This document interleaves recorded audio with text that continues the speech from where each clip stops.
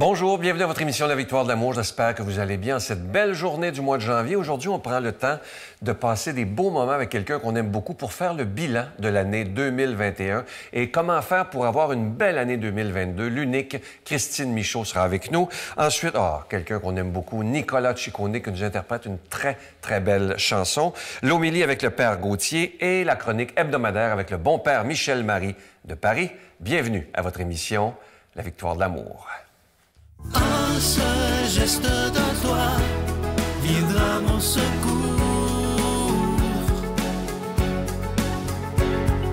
Viens semer dans mon âme le grain de l'amour. Je traverse un désert et je meurs de soif.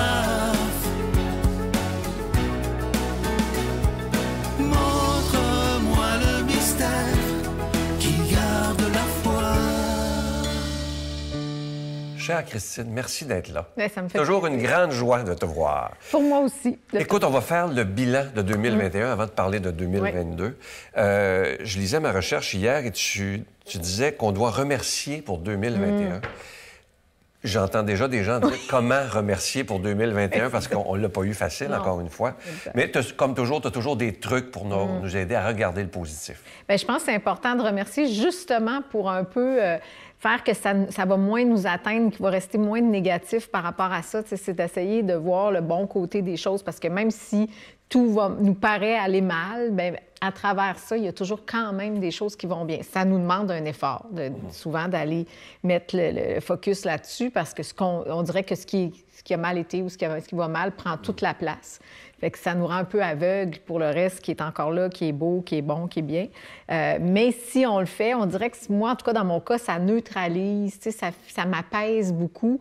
Et je trouve que ça prépare aussi l'année qui vient. Tu sais, ça fait qu'on ne reste pas avec des trucs qui nous embêtent, qui nous angoissent, mais qu'on fait de la place pour du nouveau qui est mieux, qui pourrait être mieux, justement. Ouais. Mais aurais-tu des trucs à nous donner? Parce que parfois, on est des êtres humains, on est peut-être un peu négatifs, puis se souvenir juste de ce qui n'a pas bien été. Ouais. Mais pour essayer de miser, de regarder ce qui a bien été dans deux... Parce que ça se peut pas que ça ait été mal 365 jours, là. Oui, non, c'est sûr. Et moi, j'utilise une expression très québécoise, là. Mais tu sais, des fois, je dis on devrait s'organiser plus souvent une séance de pétage de bretelles. Quand on se pète les bretelles, ça veut dire on se vante un peu, là. Puis, tu sais, des fois, on dit que c'est pas bien de faire ça. On a de la difficulté au Québec avec ça.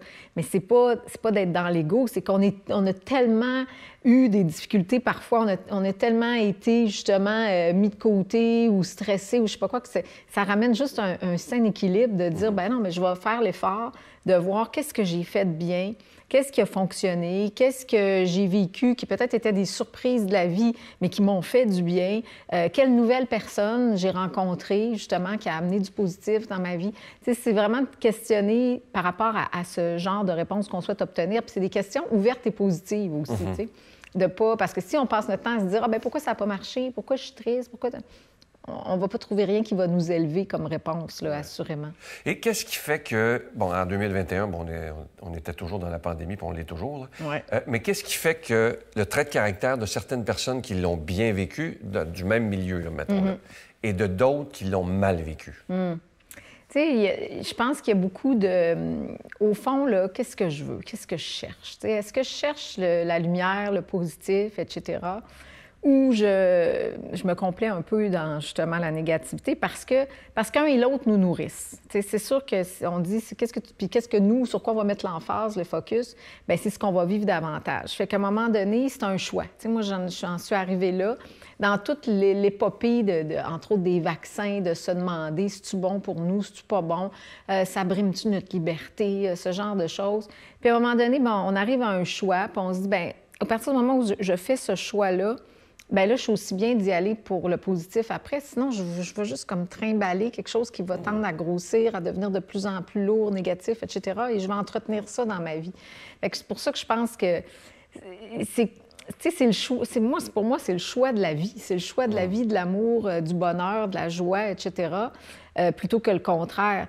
Puis c'est ce qui m'attriste le plus, qui me fait me sentir très impuissante en général, quand je vois des gens qui se laissent comme prendre par tout le négatif, puis on dirait que finalement, ça les nourrit, que ça leur permet d'obtenir une attention, je sais pas quoi. Puis finalement, leur vie va pas très bien, puis ils font rien pour que ça change. Puis je me dis, mais oui, mais la vie, pour moi, ça a une valeur inestimable. Tu sais, ça vaut combien une vie? Oui, c'est ça. Fait que si tu vois la valeur de la vie, bien, tu vois ta valeur aussi dans la vie, puis tu es supposé de t'en occuper. Là, juste être en forme le matin, juste se réveiller et être en vie, c'est déjà un cadeau, absolument. Oui, c'est ça. Magnifique. Puis on l'oublie trop souvent parce qu'on se plaint, parce qu'on est des êtres humains. Puis on cherche le truc magique, facile, rapide. T'sais, on est dans une société un peu comme ça. Fait qu'on oublie que les efforts payent et les efforts même nous font prendre de la force, de la puissance, nous font grandir parce qu'après, on est fiers de nous. Parce qu'après, c'est souvent ça qui va nous donner envie d'aller encore plus loin. On va se dire, regarde, j'ai fourni cet effort-là, ça a donné tel résultat. Bien, maintenant, je pourrais peut-être en faire un autre de plus ou continuer, puis ça va m'apporter aussi du bonheur. Travailler sur soi, finalement. Exact, exact. Comment reconnaître dans notre vie, en 2021, ces cadeaux mal emballés qui sont arrivés? Oui, bien, puis là, déjà avec la COVID, on en a, là, c'est sûr, mais on en a toujours tout plein. Des trucs qui nous arrivent qu'on n'a pas vu venir, qui nous ont surpris, puis souvent négativement. Là, on se dit... c'est les trucs pour lesquels on va se dire, qu'est-ce que j'ai fait pour mériter ça? Ou qu'est-ce que j'ai fait au bon Dieu? Oui, c'est ça, encore. Comme si c'était de sa faute. Bien oui, effectivement. Alors qu'on pourrait aussi se demander, bien, pourquoi ça m'arrive, mais pas... pourquoi ça m'arrive, en quoi ça peut me faire grandir, en quoi ça peut me faire devenir la meilleure version de moi-même, me faire développer des nouvelles habiletés, des nouvelles forces, me faire voir la vie autrement, peut-être aussi. Je pense que les épreuves qui nous arrivent pour ces raisons-là aussi. Puis maintenant, moi, j'ai plutôt tendance à dire même, tu sais, il y a quelque chose dans l'accueillir, l'acceptation qui est très dans l'action pour moi, tu sais, de ne pas me laisser happer puis rester comme une victime finie, là, puis non, pauvre de moi.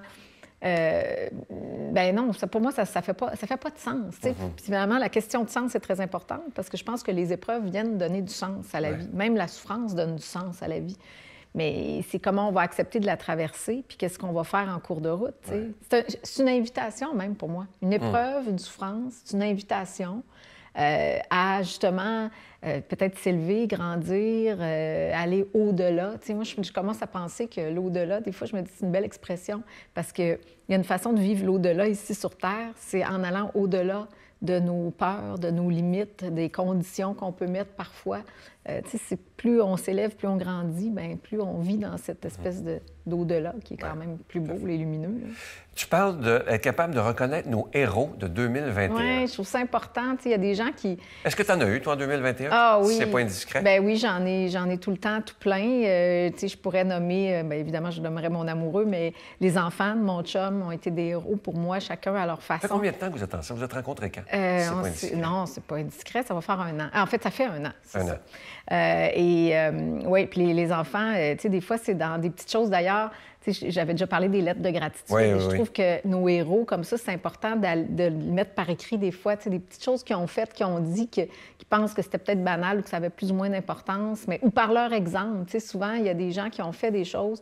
Mais là, tu vois, ça me vient. Mon plus grand héros, quand même, de 2021, c'est mon père. Ah oui? Oui, parce que, tu sais, on a perdu ma mère à la fin de 2020, qui est morte de la COVID, justement. Puis mon père a traversé ça, j'ai envie de dire, avec grâce. Tu sais, il est...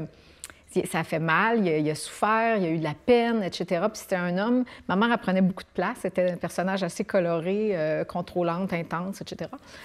Avec plein de superbes qualités aussi. Et mon père avait tendance, des fois, peut-être plus, tu sais, je sais pas, être à côté tranquille, là, on va dire. Et là, j'ai l'impression qu'il s'épanouit comme une fleur, ça l'a obligé à se demander, bien, lui, il veut quoi dans sa vie? Là, il est tout seul à faire ses choix. Il s'est fait des amis dans la résidence où il habite. Oui, j'ai vu des photos sur ta page. Oui, bien là, il est rendu avec un harem, mais ce ne sont pas ses femmes, ce sont des amis, il m'a bien expliqué ça. Puis, tu sais, elles prennent soin de lui est bon pour elles. Puis, en plus, on a eu des discussions que j'ai jamais eues avec mon père, tu sais, des discussions profondes, là, sur toutes sortes de sujets, mais puis même, tu sais, j'ai vu comment, finalement, lui aussi, il s'en fait pour nous. Tu sais, on est encore, mon frère et moi, on est encore ses petits-enfants, même si on a, tu sais, 50 et 45 ans, on est toujours ses petits-enfants.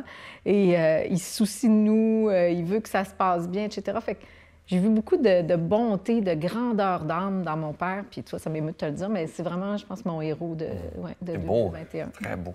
Tu dis aussi qu'il faut apprendre à laisser aller ce qui doit. Oui. Oui, moi, Comment on fait pour faire ça? Le ménage, Sylvain. Le Moi, ménage. le ménage. Je dis le ménage, c'est pas juste dans la maison. Tu sais, ça me fait rire comment on fait le ménage dans la maison, on ramasse la poussière, etc., puis assez régulièrement, là, quand même, là, Oui. pour la plupart.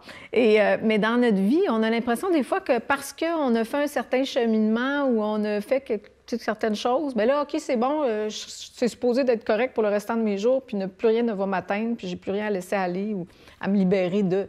Bien non, moi, je pense qu'à chaque année, justement, au passage d'une année à l'autre, c'est l'occasion parfaite pour dire, bien, qu'est-ce qui a plus sa place dans ma vie? Puis ça peut être, tu sais, ça peut être matériel aussi. Ouais. Des fois, c'est de laisser aller du surplus ou je sais pas quoi. Puis aussi, à l'intérieur de nous, y a-tu des culpabilités que j'entretiens? Y a-tu des pardons qui sont à faire? Tu sais, moi, j'appelle ça des petites cochonneries de la vie, là, qui des fois ont l'air insignifiantes, mais qui finissent par prendre beaucoup trop de place. Ouais. Et comment on réussit à se pardonner les erreurs qu'on a faites, parfois involontairement, là, en 2021? Tu me demandes ça à moi? Ouais, pour pas traîner ça là, pendant toute l'année.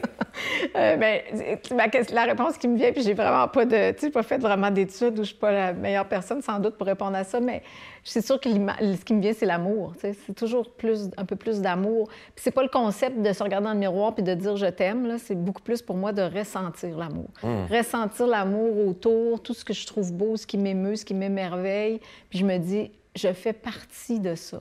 Et juste pour ça, je devrais ressentir l'amour à l'intérieur de moi. Et pour soi-même aussi. C'est ça. C'est pas égoïste, là. Non, puis quand je le sens, quand je le sens à l'intérieur de moi, c'est ça, c'est que je me sens aimée. Je me sens aimée, bon, par Dieu, mais je me sens aimée de la vie, de tout ce qui m'entoure. Fait que ça, c'est ce qui m'aide à me pardonner. Puis des fois, c'est juste aussi de penser, quelqu'un qui m'aime, là, comme, mettons, mon père. Mon père, là, si je dis, ben papa, j'ai fait ça, j'ai raté mon coup, je suis pas contente de moi parce que, tu sais, j'ai peut-être blessé tel... Il va pas en rajouter, là. Il va pas me cogner sa tête et dire, ben oui, t'as raison, t'es vraiment pas terrible. Non. Il va dire, ben Alors, imagine-toi Dieu. Ben c'est ça. Parce que tu sais Dieu, c'est papa Dieu. Exactement. Aussi. Mais tu dois connaître la définition, puis on l'oublie. Le mot péché qui nous semble péjoratif. Oui. Savez-vous ce que ça veut dire? Oui. Ça veut dire rater sa cible. cible. Alors, quand on rate notre cible, Dieu ne nous tombe pas sa tête, là. Mais non. Mais tu sais, il y a des gens qui pensent, ils ont fait un péché, que tout est... Mais non, mais on peut toujours se reprendre, en plus. C'est formidable. Puis on gagne en conscience, je pense, quand on voit ce qui s'est passé, ce qu'on a fait. De toute façon, quand il y a quelque chose à pardonner, il y a une prise de conscience. Puis, je vais juste finir là-dessus, le pardon, parce que je trouve ça tellement important. Je trouve qu'il y a moi, j'aspire, là, c'est d'arriver à me dire, bien, il n'y a plus rien à pardonner. Puis là, je parle aussi pour les autres, tu sais. Parce que des fois, je trouve que quand on dit il faut pardonner à telle personne, bien, je me prends pour qui quand je dis ça? Ça veut dire, si je dis ça, c'est est-ce que je me mets pas au-dessus d'eux? Alors que moi aussi, là, je pourrais avoir bien des choses à me faire pardonner. En 1 minute, c'est une dame qui m'a écrit, et elle voulait que je te pose la question, alors je lui pose. C'est une dame qui a pris une mauvaise habitude, entre autres, en 2021, et elle veut savoir comment faire pour s'en débarrasser. Une mauvaise habitude. Une mauvaise habitude, mais là... Est-ce que c'est vrai l'affaire du 21 jours, de remplacer une mauvaise habitude par la bonne? Oui, en fait, ce que je sais, c'est que c'est difficile d'arrêter une habitude sans la remplacer, sans mettre autre chose. Fait que je pense que c'est probablement de trouver qu'est-ce qui n'allait pas, ce qu'elle veut arrêter, mais qu'est-ce qui pourrait... Remplacer par une bonne habitude. Soit remplacer ou compenser, oui. Qu'est-ce qui lui ferait du bien? Puis dans le positif, il faut générer quelque chose de positif. Moi, ça passerait par ça. Puis oui, je pense que quand même, moi, j'irais même à 30 jours. Là. 30 21 jours. Donnons-nous une petite semaine de plus, ça va aider. Écoute, je sais que tu es en amour avec ton conjoint et on a choisi une chanson pour toi de quelqu'un qu'on aime beaucoup, Nicolas Ciccone. Oui, que j'aime aussi. Et écoute bien les paroles. Ça s'intitule, et je vous l'offre à tous les amoureux également, Avec toi.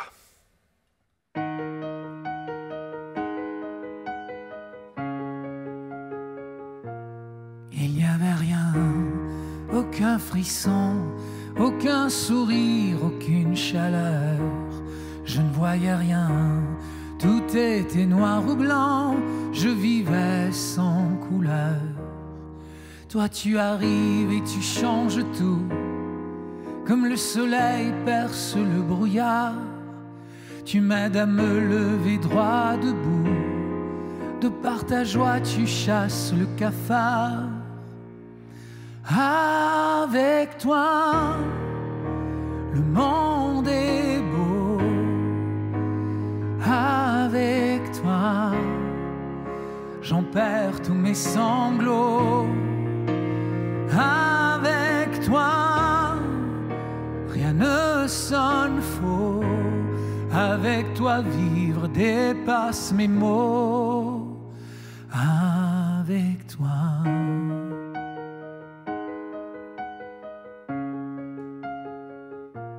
Je n'étais rien qu'une âme brisée, sans but, sans rêve et sans courage. C'était l'hiver, au fond de moi, l'espoir n'était plus qu'un mirage.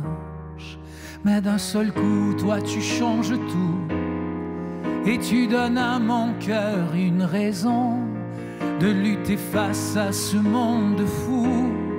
Tu ramènes la joie dans ma maison. Avec toi, le monde est beau. Avec toi, j'en perds tous mes sanglots. Avec toi, rien ne sonne faux. Avec toi, vivre dépasse mes mots.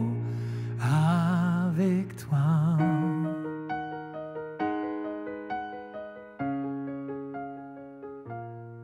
Toi tu arrives et tu changes tout, comme le soleil perce le brouillard. Tu m'aides à me lever droit debout, de par ta joie tu chasses le cafard. Avec toi, le monde est beau. Avec toi, j'en perds tous mes sanglots. Avec toi, rien ne sonne faux. Avec toi, vivre dépasse mes mots. Avec toi. Notre Père qui es aux cieux, que ton nom soit sanctifié, que ton règne vienne, que ta volonté soit faite sur la terre comme au ciel. Donne-nous aujourd'hui notre pain de ce jour. Pardonne-nous nos offenses, comme nous pardonnons aussi à ceux qui nous ont offensés.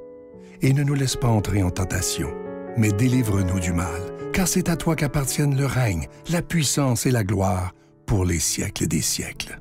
Amen. Je continuerai à croire, même si tout le monde perd espoir. Je continuerai à aimer, même si les autres parlent de haine. Je continuerai à construire, même si les autres détruisent. Je continuerai à parler de paix, même au milieu d'une guerre. Je dessinerai des sourires sur des visages en larmes et je tendrai les bras à ceux qui se sentent épuisés. Oui, je continuerai à croire.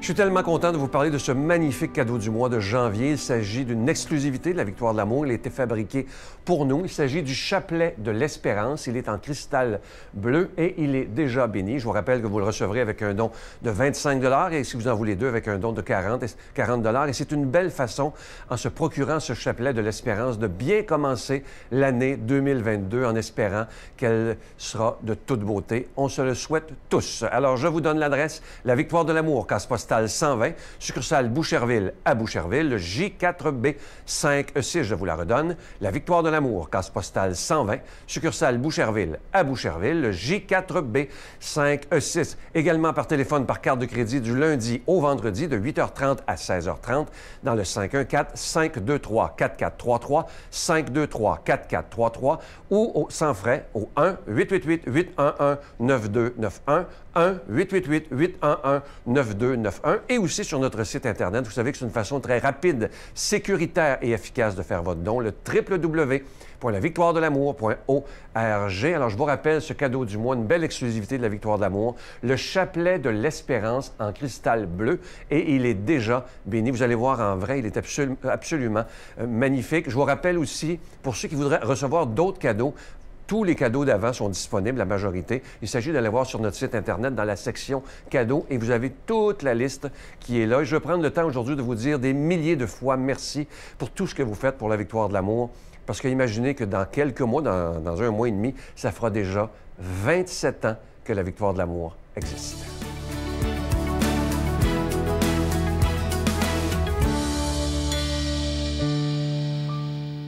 Une question qui résonne souvent comme une affirmation à nos oreilles et je suis donc heureux d'essayer d'y répondre. Il n'est pas nécessaire de croire en Dieu et d'aller à la messe pour faire le bien. Qu'en pensez-vous? Eh bien, je pense que vous n'avez pas tort sur le fond, mais en surface, un peu. Et je vais vous dire pourquoi. Il est très certain que nous possédons tous une capacité d'aimer. Nous en avons été dotés par le Créateur en arrivant dans ce monde. Aussi, voyez, il n'est rien de plus naturel que d'aimer. Et si de plus on a eu la chance d'avoir des parents qui nous ont appris à ouvrir notre cœur aux autres en cherchant à leur offrir ce qui leur manquait, alors notre capacité d'amour s'est développée, car elle est un muscle qui se déploie comme tous les autres. À force d'exercice, on prend des biceps et des pectoraux, et à force d'aimer, on aime de plus en plus. Seulement voilà, notre égoïsme, reprenant souvent ses droits, on se replie, on se claque-mûre, on pense à soi, et tout le monde y passe un jour ou l'autre. Il faut aussi avouer que les êtres qui nous entourent ne sont pas toujours aimables, et par conséquent, il nous est difficile, parfois, de les aimer. Toutefois, maintenons que tout un chacun peut accomplir le bien sans le secours de la foi. Maintenant, si vous aimez le Christ et si vous le suivez dans son évangile, vous recevez de son cœur l'obligation d'aimer, autrement dit, de vouloir le bien des autres, à ne pas confondre avec l'amitié ou l'amour qui est une communion de cœur et d'esprit. Aimer selon le Christ n'implique pas cette communion. Il s'agit d'aider, de soutenir, de consoler les êtres qu'il nous est donné de rencontrer. Prenons un exemple. Une personne est devant vous, elle est à la rue, elle a faim, elle a froid. Alors vous lui achetez un sandwich. Et pour toute réponse, cette personne, et on ne sait pas pourquoi, vous crache dessus. Alors qu'est-ce que vous faites? Eh bien, si vous avez un cœur compatissant, vous allez sans doute lui trouver des circonstances atténuantes. Et sans doute allez-vous continuer de l'aider. Maintenant, vous lui donnez une couverture à ce même homme, car il dort dehors, et là encore, il vous crache dessus. Alors je pense que vous vous direz alors en vous-même, puisqu'il agit ainsi, j'arrête de l'aider. Eh bien, si vous êtes au Christ et que vous voulez vraiment vivre de l'Évangile, vous ne devez pas vous laisser arrêter par ces crachats. Ah, il n'est pas facile de persévérer dans l'amour. À bientôt. Mon Dieu, donnez-moi la sérénité d'accepter les choses que je ne peux changer, le courage de changer les choses que je peux et la sagesse d'en connaître la différence. Amen.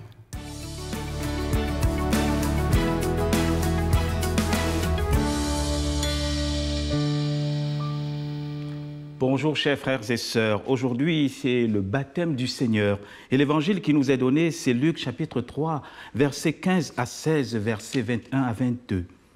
Le peuple était dans l'attente et tous se posaient en eux-mêmes des questions au sujet de Jean. Ne serait-il pas le Messie? Jean répondit à tous, « Moi, c'est de l'eau que je vous baptise, mais il vient, celui qui est plus fort que moi, et je ne suis pas digne de délier la lanière de ses sandales. Lui, il vous baptisera dans l'Esprit Saint et le feu. » Or, comme tout le monde était baptisé, Jésus, baptisé lui aussi, priait. Alors le ciel s'ouvrit, l'Esprit Saint descendit sur Jésus sous une apparence corporelle, comme une colombe. Et une voix vint du ciel, « Tu es mon Fils, moi aujourd'hui, je t'ai engendré. » Frères et sœurs, cet évangile si court et magnifique, et c'est le baptême du Seigneur. Et si vous remarquez, le peuple attendait. Voici plus de 2 ans, nous tous nous sommes dans l'attente, on vit des moments difficiles, on se dit, mais quand est-ce que finalement nous serons encore dans la paix, dans cette joie extraordinaire? Et comme le peuple juif, on se dit, mais qui viendra nous délivrer? Et ce qui est magnifique avec Dieu, chaque fois que nous sommes dans l'attente, chaque fois que nous sommes dans le bord en fait du désespoir, sa seule réponse, c'est Jésus-Christ. Rappelez-vous, déjà il y a quelques semaines, à la nuit de Noël, le peuple était dans l'attente. Et qu'est-ce qu'il leur a donné? Un enfant dans une mangeoire.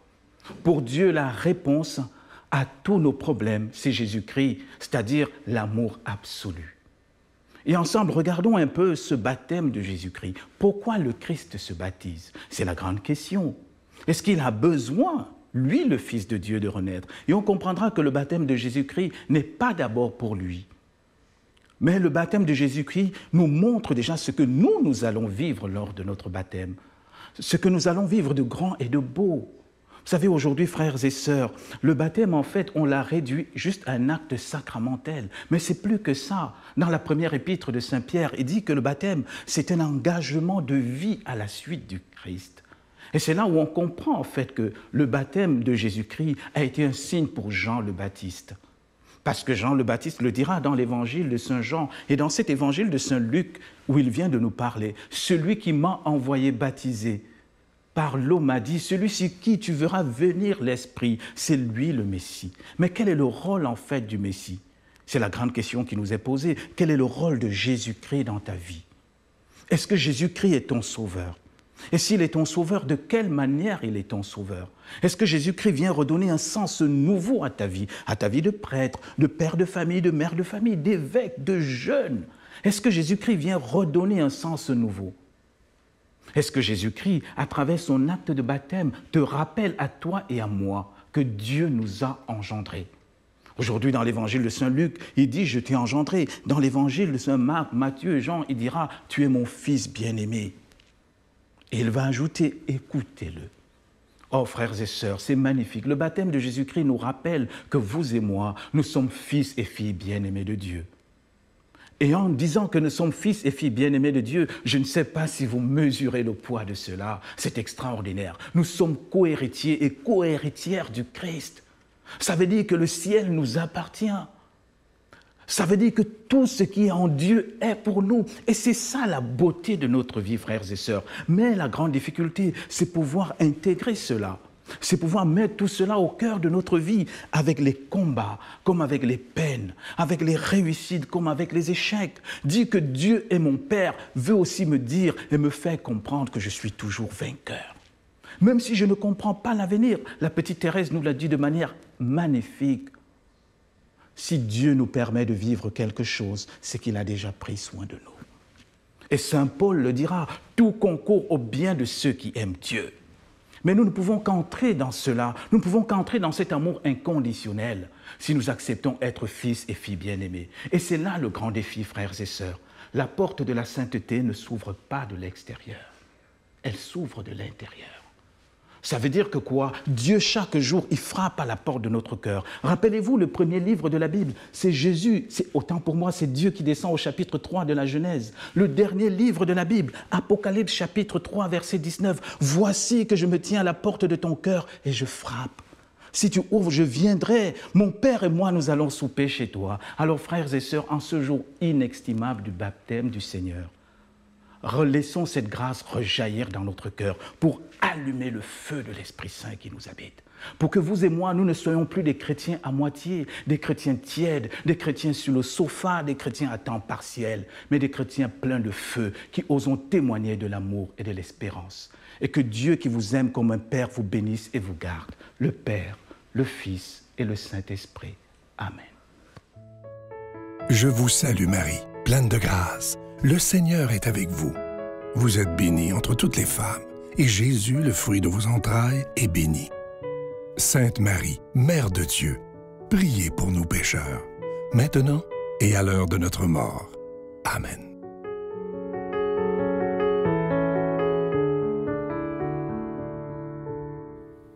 Je vous annonce tout de suite la prochaine retraite de la Victoire de l'amour. La publicité va commencer la semaine prochaine. On n'en a pas fait depuis la pandémie. Ça aura lieu les 20, 21, 22 mai prochains. Je vous dis rapidement ceux qui seront avec nous. Le bon père Michel Marie sera avec nous. Christine Michaud, Geneviève Côté, Miguel sera là. Il y aura aussi, vous allez les connaître, on va les recevoir en témoignage d'ailleurs, Dr Nicolas Michaud, qui est cardiologue avec une foi extraordinaire, et son épouse qui est pédiatre, la Dr Marie-Camille Duquette, des jeunes médecins dans la quarantaine. Quand vous allez entendre leur témoignage, vous allez être absolument bouleversés. Alors, vous aurez tous les détails la semaine prochaine. Il faudra réserver rapidement, évidemment. Ça aura lieu les 20, 21, 22 mai prochains. À demain. Bye.